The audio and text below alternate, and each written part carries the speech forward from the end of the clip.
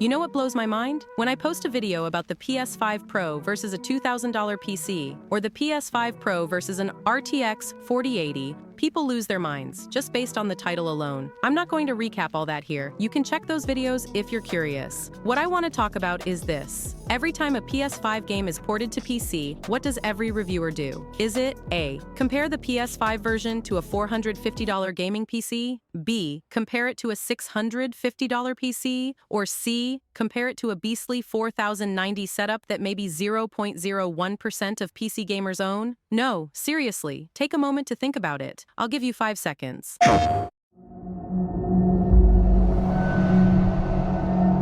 Time's up. If you answered C, then you're absolutely right. And if you've already liked the video, you're a genius. And if you've subscribed, well, you've reached full nirvana. All right, let's jump into the first story of the day. The Horizon Zero Dawn remastered PC system requirements were revealed today, detailing the type of system configuration required to play the game at different resolutions, 30 and 60 frames per second, and with different graphics presets. So basically, to run the game at 720p resolution at 30 frames per second at the very low preset, players require an Intel Core i3-8100 or AMD Ryzen 1300X, GTX 1654GB, or AMD Radeon RX 5500X 16 gigs of RAM. On the other hand, to enjoy the game at its best at the very high preset, 4K resolution, and 60 frames per second, players will need an Intel i7-11700 or AMD Ryzen 75700X CPU, RTX 4080, or Radeon RX 7900 XT GPU, and 16 gigabytes of RAM. Look,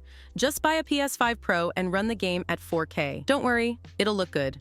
Moving on to the next story. NeoWiz has confirmed that Lies of P will join the list of games enhanced specifically for the PlayStation 5 Pro. In speaking with Eurogamer, Lies of P's director, Ji-won Choi, confirmed that Lies of P's PS5 Pro enhancement largely has to do with the game's performance, noting its performance mode will be able to run at 4K resolution. On the flip side, the game's quality mode will run at a smoother frame rate. The precision and fluidity required for this genre are critical to the combat experience. Thanks to the PS5 Pro's outstanding performance, we're able to maintain an optimal frame rate at 4K, ensuring the gameplay feels as smooth and responsive as it should, said Choi. This is certainly great news for Lies of P fans on console, but Choi refrained from providing the exact numbers of the game's performance upgrade. Thus, whether Lies of P's performance mode will run at 4K 60 or 4K 120 is yet to be known. It'll be interesting to see if the PS5 Pro will be able to help Lies of P reach 120 FPS, though such a high frame rate is mostly utilized in more competitive FPS games.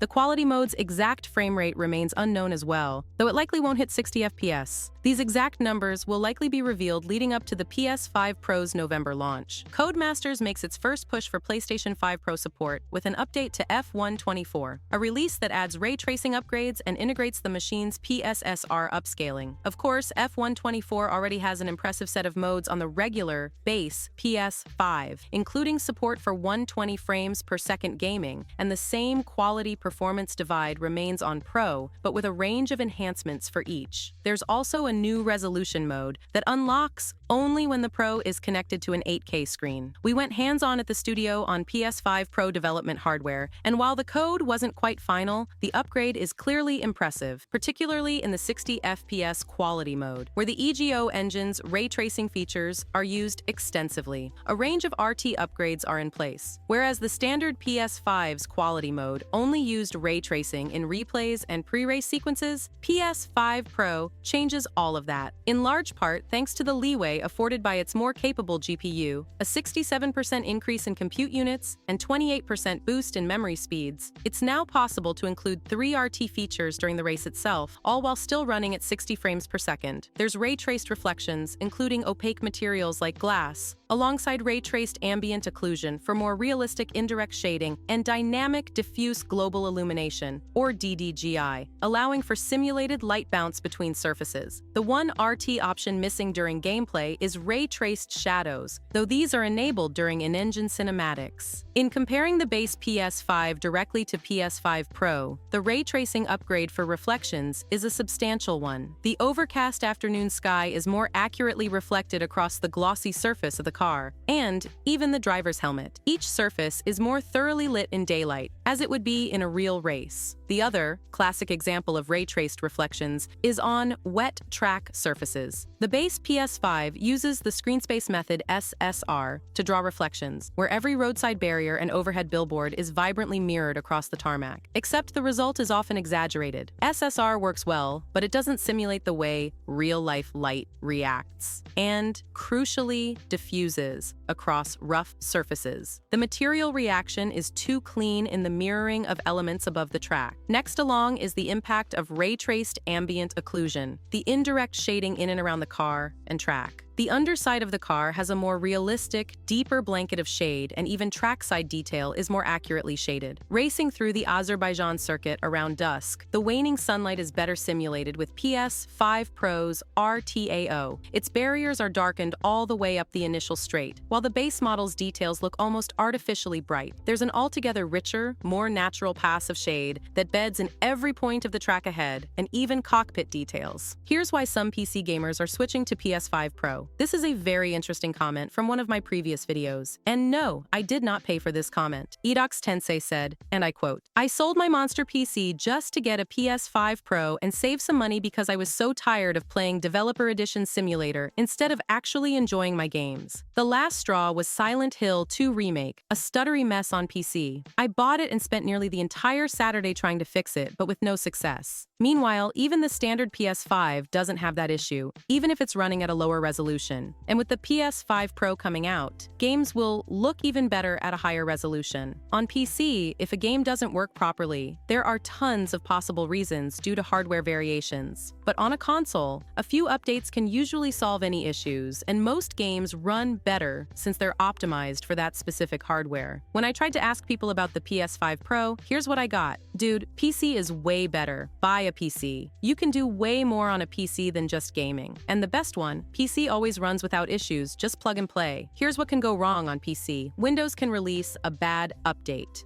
AMD or NVIDIA drivers can break, or problems can arise during installation, shader compilation issues, bad PC ports, and plenty of other things. But of course, I was told that I must not know how to install drivers in my long PC career. Now I'm waiting for my PS5 Pro to arrive on November 7th, and I'll never look back at PC again." End quote. So yeah, this is what I've been saying for years. And some of you people are in such denial of these facts that you even resort to calling these comments fake, or calling this channel a company shill, and lately calling Digital Foundry a company shill. The reality is, you have been brainwashed by all this drama channels, and the only reason I came back to doing YouTube is because I had an emotional reaction to all the lies going around on the platform, and I remembered how many times I made extremely poor purchasing decisions due to these basement dwellers' advices. I want to give you accurate information about what's going on in the tech world, and you can make your purchasing own educated decision based on that. I'm not selling you the PS5 Pro. You can do whatever you want. Heck, buy a RTX 3060 rig for $1,000 and enjoy the power of base PS5. It's your money, and you can do whatever you want. But one thing is for sure, I will sleep good at night knowing that I did my part and I informed the people. Not the PlayStation fanboys, not Xbox fanboys, not PC Master Race, but people. I want people to make the right decisions. All right, moving on to the next exciting story.